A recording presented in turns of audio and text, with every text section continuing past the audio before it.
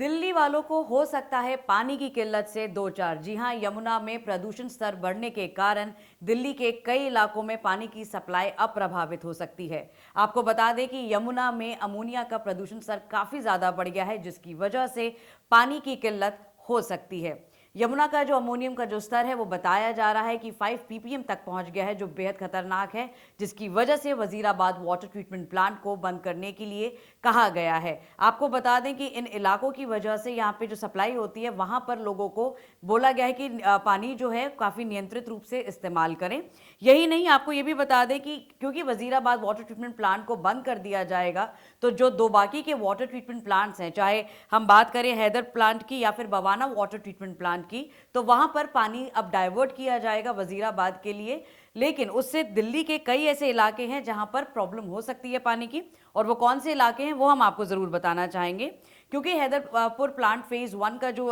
Project है, वहां से पानी जो डाइवर्ट किया जा रहा है, उसकी वजह से पीतमपुरा, शालीमार बाग, लॉरेंस रोड, सुल्तानपुरी, मायापुरी, सुभाष नगर, हरिनगर, इंद्रलोक और टोडापुर जैसे जो इलाके हैं, वहां पर पानी की किल्लत से लोगों को परेशान होना पड़ेगा। वहीं जो दूसरा प्लांट है जहां से पानी की सप्लाई डाइवर्ट की जाएगी, उसकी वजह से आपको बता दें कि जनकपुरी, तिलक नगर, दिल्ली कैंट, वसंत विहार, सदर बाजार और द्वारका जैसे इलाकों को पानी की किल्लत से दो चार होना पड़ेगा।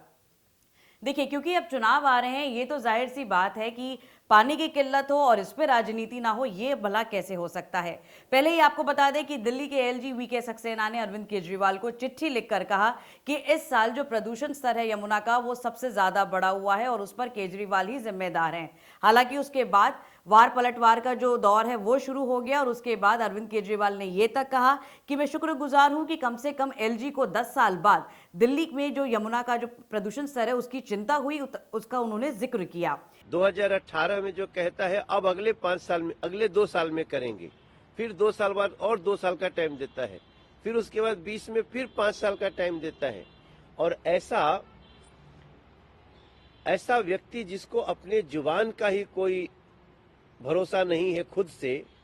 वो व्यक्ति आज दूसरे को दोषी ठहरा रहा है।